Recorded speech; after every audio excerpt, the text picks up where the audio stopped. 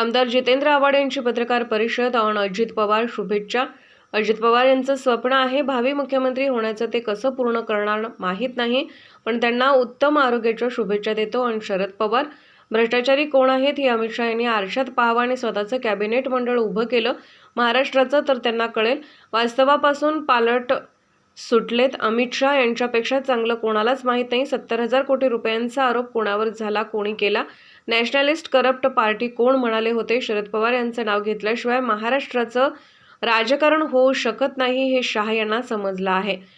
सेबीचा घोटाळा यावर काहीतरी बोला. कधीतरी दंगल पेटवली विशाळगडावर, त्यावर बोला.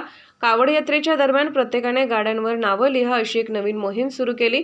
चांगला कायदा आहे, यामुळे मालकी स्पष्ट होईल. नेमकं कोणाचं काय आहे, मुंबईवर देखील कोणाची मालकी आहे हे स्पष्ट होईल. जात धर्म याशिवाय काही राजकारण नाही. खोटे नरेटिव्ह कोण सेट करतो ते पहा. SP उपस्थित असताना घरं कशी लुटली जातात, दरोडेखोरासारखे लोक आतमध्ये घुसले, यावर सरकारकडे काही उत्तर आहे का? आणि उद्धव ठाकरे अमित शहा बालिश स्टेटमेंट अमित शहा करतात. प्रबोधन ठाकरे यांचं हिंदुत्व खूप व्यापक होतं. प्रबोधनकरांनी लिहिलेलं पुस्तक शहा यांना पाठवा. ऑन शरद पवार मुख्यमंत्री भेट. शरद पवार कोणालाही भेटू शकतात. प्रगल्भ राजकारण ते करतात. अनुभवी राज्यकर्ता भारतात कोणी नाही. ऑन धर्मवीर असताना त्यांच्या आजूबाजूला आणि जवळ कोण होतं सगळ्यांना माहिती. मी तर तो धर्मवीर बघत देखील नाही. याचेच दिग्दर्शक, यांचेच अभिनेते असाच होणार. ऑन अजित पवार लाडकी बहीण योजनेचे नाव बदलले. अजित पवार यांची सवय आहे मी करेन तेच खरे. महाराष्ट्र सरकारने काढलेल्या मुख्यमंत्री स्वतःची लाडकी बहीण करून टाकली आहे. बारामतीमधून काही सिग्नल आले का 1,500 काही होत नाही म्हणून. ऑन योजना मत विकत घेण्यासाठी हे स्वतःच्या टकल्याचे केस काढून द्यायला पण कमी करणार नाहीत. इतक्या ID इंडस्ट्री बंद पडल्या तेव्हा तुम्हाला वाटलं नाही का की नोकऱ्या जात आहेत? On hit and run. Road safety नावाच्या प्रकारचा महाराष्ट्रात उरलेला नाही. या प्रत्येकाच्या बंदोबस्ताला 800 पोलीस आहे. पोलीस तरी काय करणार?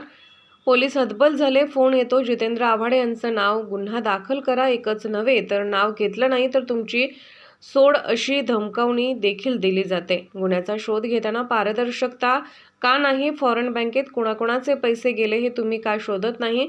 जेव्हा तुम्ही एका गुन्ह्याचा तपास करता तेव्हा सर्वत्र का नाही होत? त्यामुळे मगरुरी निर्माण झाली आहे. हे थांबायलाच हवं. आम्हाला आया बहिणींवरून ट्रोलिंग करताना शिव्या घालतात. फटके पडल्यानंतर मारलं म्हणून नाचत बसतात. मारलं म्हणून आमच्या आई बहीण मुलगी काय रस्त्यावर पडली का? महत्वाकांक्षी अजितदादांच्या वाढदिवसाला शुभेच्छा देत असतानाच त्यांनी लिहिलेले भावी मुख्यमंत्री, ते त्यांचं स्वप्न आहे. कसं पूर्ण करण्यात माहित नाही. त्यांचा स्वभाव कधीच बदलू शकत नाही. मी पहिल्यापासून सांगतो, स्वतःबद्दल जो त्यांचा अहम आहे, हम करे सो कायदा आणि मी म्हणेन तेच खरं, तो कधीही जाऊ शकतो. आणि ह्याचा अनुभव त्यांच्या मंत्रिमंडळातला सगळ्यांना आलाय.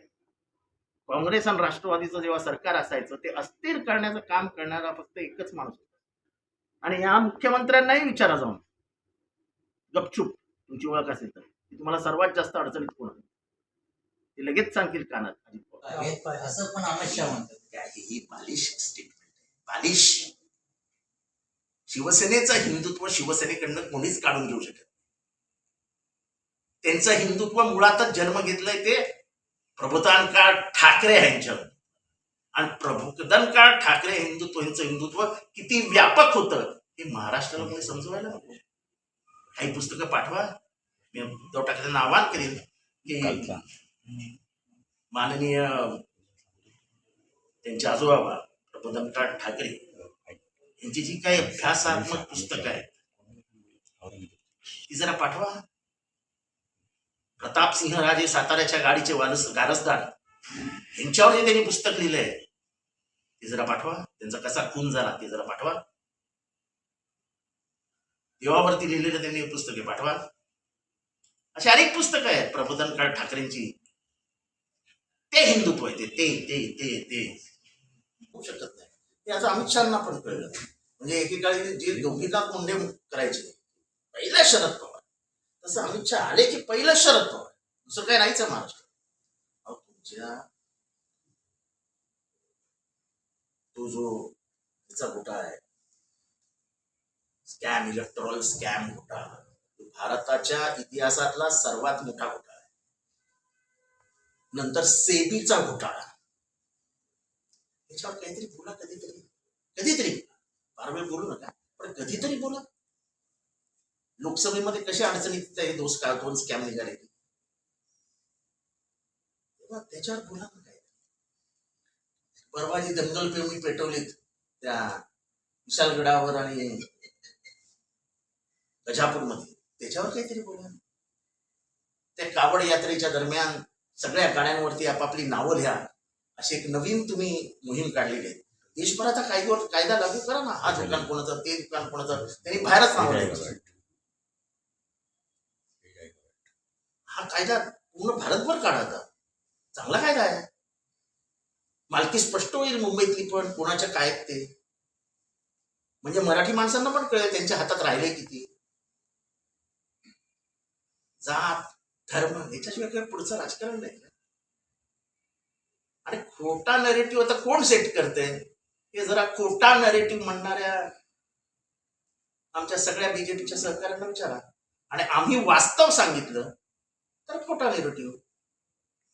शासनाने स्वतः पोलिसांना हाताशी पकडून, जिल्हाधिकाऱ्यांना हाताशी पकडून विशालगडाची दंगल पेटवली आणि पोलिसांच्या संरक्षणाखाली गजापूर लुटलं असं म्हटलं तर काहीही नीट खोटं बोलत नाहीये. दरोडेखोरासारखे लोक आतमध्ये घुसले, याच्याकडे सरकारकडे उत्तर आहे. सरकारकडे उत्तर